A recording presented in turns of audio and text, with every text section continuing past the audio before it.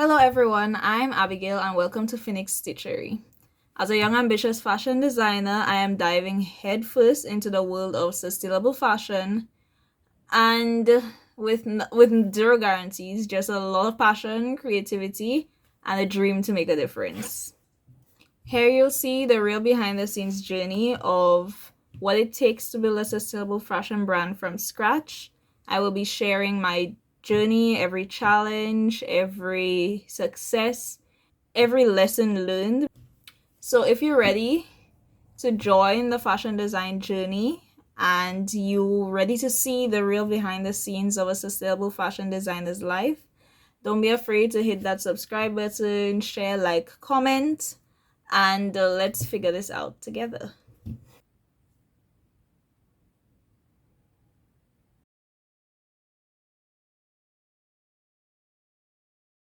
Okay, so first things first, it's always important to start where start at the beginning. So how I got into fashion in the first place. I happen to be from a very creative family on both my mother and father's side.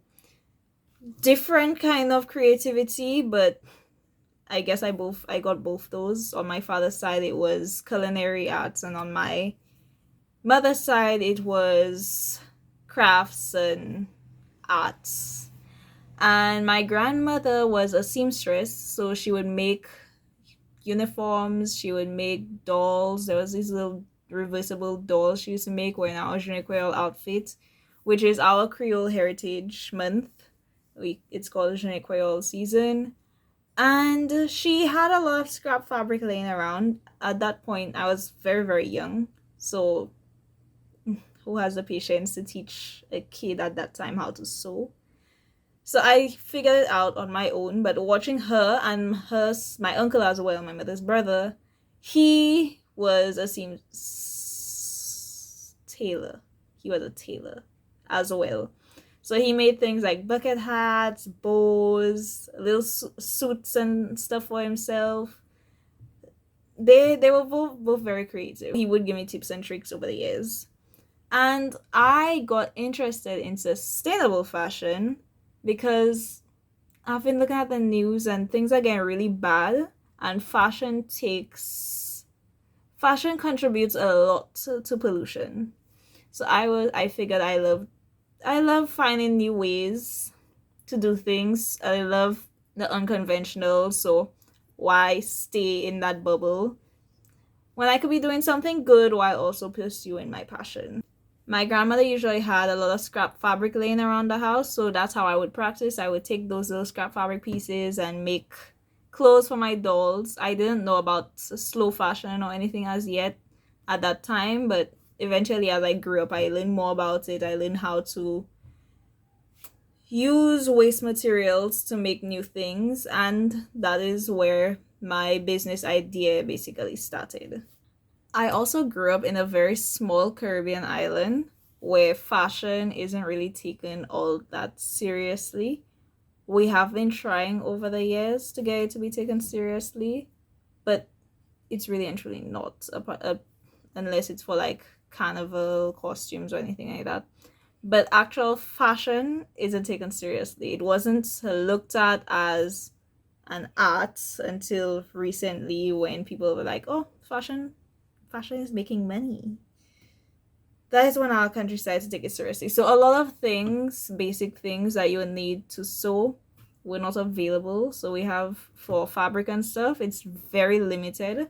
There are only 2 fabric stores that are like on a wide scale fabric store. Wide scale.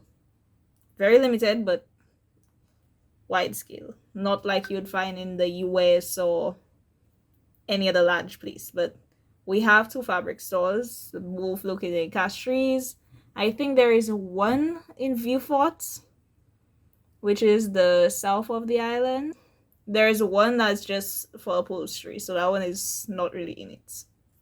So resources here are limited, so working with what I had was really important, and I got to develop some skills out of it, so I'm not complaining. But like basic machinery as well, I had to order a sewing machine because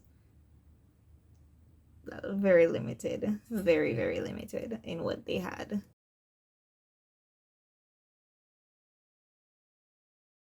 Okay, so the second thing that I would like to talk about, I spoke about how I began, so now it's only natural to talk about where I am now. I officially started my business probably about a year and a half to 2 years ago. So I'm still in the startup phases. I'm still in the experimenting phase where you're trying to see what works, what does not work, what products you want to put out, just testing the waters for now. I work from home, so I set up a little studio in the corner of my house, and for the most part it's been very rewarding. However, one thing you need to remember if you're going to go in the fashion industry, if you're going to go into the fashion industry, it is not easy at all. You cannot just break into the fashion industry. So you need to make connections, which where I am located in the world, again, quite limited. You will hear the word limited a lot in this video because that is my reality. Where I am, certain opportunities are very limited and you need to know who's who and what's what. So I did meet a group of people who are trying to bring fashion to a wider scale in St. Lucia, and they have been very helpful. I have loved working with them. I did my very first fashion show with them, and I had a blast. I did not win. It was a competition. I did not win, but I had a blast. Getting to know everybody's different styles, everybody's different methods of doing things. It's always good to have a group of people who know how it is and the struggles, victories to celebrate with, that you could just learn from. So you'll learn from each other. So 2 years ago is when a lot of people started sewing during COVID. I was already sewing long before that, but I was sewing by hand because I did not have a sewing machine. And I could not really afford a sewing machine because, life, things are getting expensive. So what I did after I left school, COVID was still in effect, but things were starting to die down a little. So I got a job through a governmental organization, where I'm so sorry, you might hear my sister's dog in the background. He's very spoiled and he is probably gotten himself into a sticky situation, and I have gotten him out too many times for the day, so I think I might let him figure it out on his own this time. But anyways, I was speaking of I got a job through a governmental organization that placed youth into jobs so that they could get working experience. Because I think every young person at this point knows that you go apply for a job, you go to the interview, and they're like, "Oh, I'm sorry, we can't hire you because well, you don't have the experience." So the government tried to combat that a little bit. So I got a job through that. I worked at a school and I saved up some money and I worked on contract. It was for 1 year. It got extended to another half year. And at the end of that half year, I was able to buy myself a sewing machine. So that was my very first sewing machine. And it was, hold on, let me get it for me to show you. It was this bad boy right here. This is the BM2800. This is what it is. So yeah, so that was my very first sewing machine, and I mean, it was, for a beginner machine, I find it worked very well. I was able to do a lot of things on it. I even reupholstered my entire van using this little sewing machine. It is not, I wouldn't say it's the best sewing machine, but it's good if you are a beginner, which I was, because for the past 15 years at that point I had been sewing by hand, which was very painful, but it was a change. So I learned it very quickly. So I think anybody can learn it very quickly. I recommend this one. And so that was my very first sewing machine, and I used it to make money so that I could buy myself another sewing machine, which I did upholstery for a while because I liked upholstery. So I used money from that upholstery to buy another sewing machine, and I love it. I did a couple courses with, again, more governmental groups, because this past 3 years they have been trying to get more people to go into entrepreneurship, trying to get mainly youth and women, to go into entrepreneurship. And this is where I say I might have gotten lucky. We all know that domestic sewing machines are great and all, but nothing beats an industrial machine. So for that whole time, I was saving up to get an industrial machine, which I could not find here. So I might have had to order it. And then I was loved.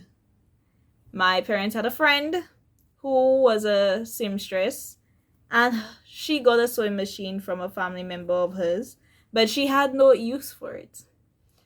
She was moving, and she had that sewing machine for a while. She never used it, and she was like, you know who would love this sewing machine, I bet?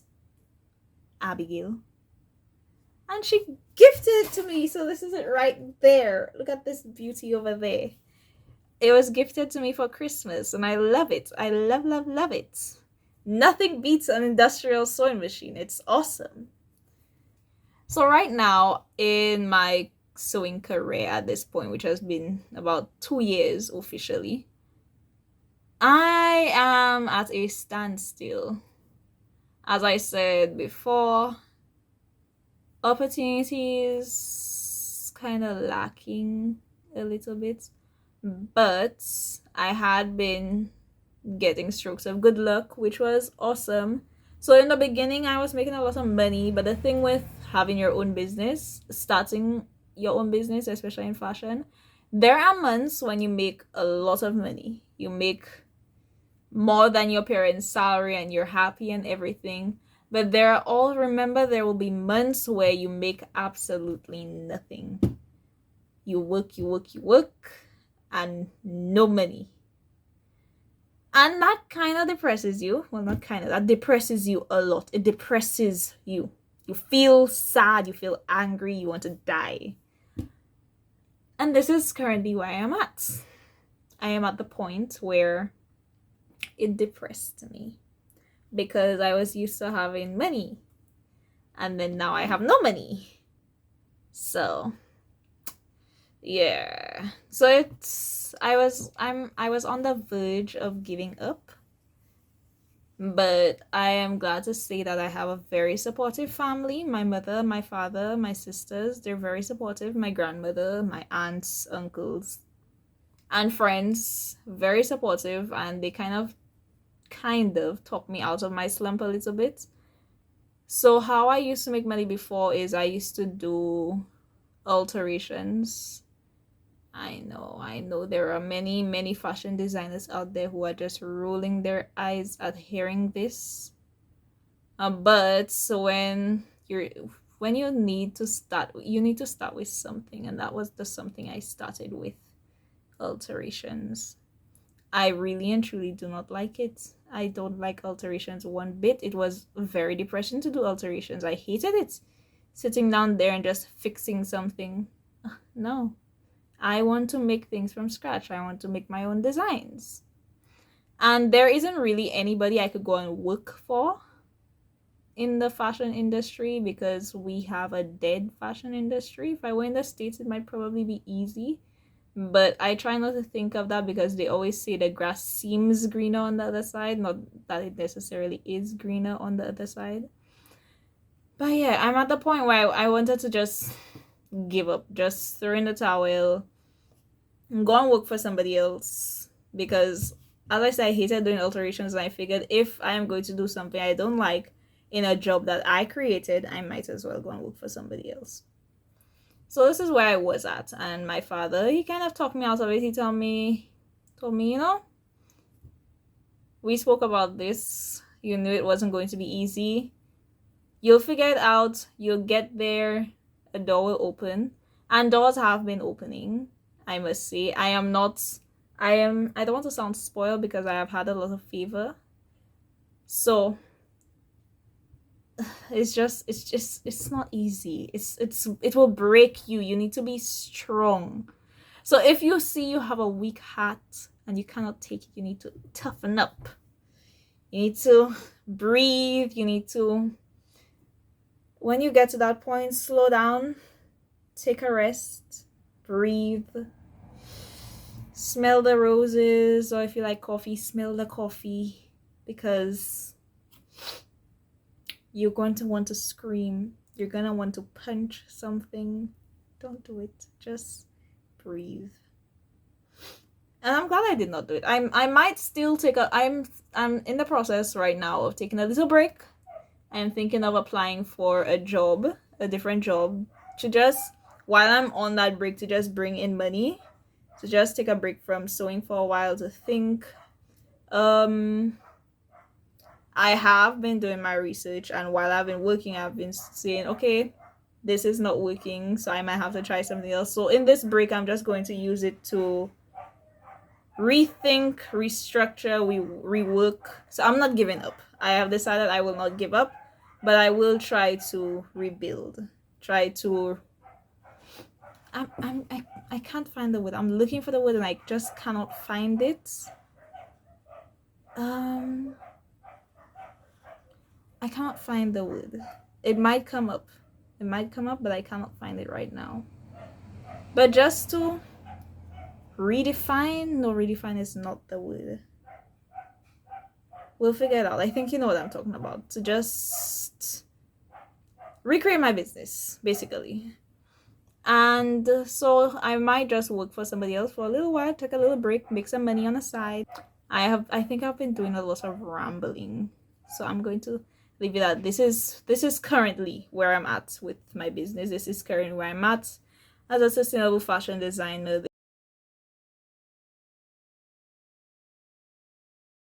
I created this channel because I have been scouring the internet looking for people who have started off from scratch like I am doing, to find out, you know, their journey and how they grew.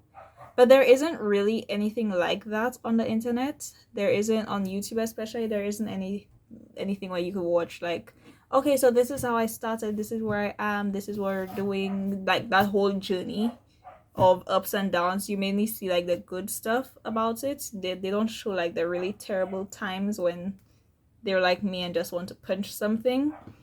So I figured I could create a YouTube channel and I could help somebody out there. Maybe it will help you, maybe not. Let me know if it helps you. Let me know if you've been feeling like I've been feeling. My goal for this channel is, as I just said a while ago, my goal is to help people, is to encourage fashion designers, show you what it's like, because a lot of people go into it blind.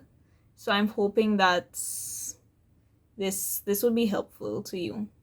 My goal as a fashion designer is to, of course, I think our goal is all the same. I want to take over the fashion world with my pieces. I want to be famous. I want to inspire youth like myself.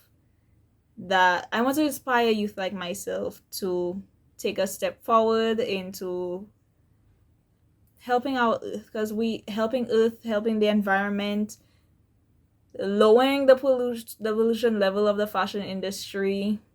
Even if I know me alone is not much, but if I could inspire like a whole, let's say I inspire 10,000 people to go into sustainable fashion, or 10,000 people to think sustainably or have eco-friendly, zero waste lifestyle, that's a lot. That's a lot. And I want my pieces to be wearable. I want my pieces to be fashionable. I want my pieces to be a conversation starter. See you in the next one. And once again, be sure to like, subscribe, comment, and share.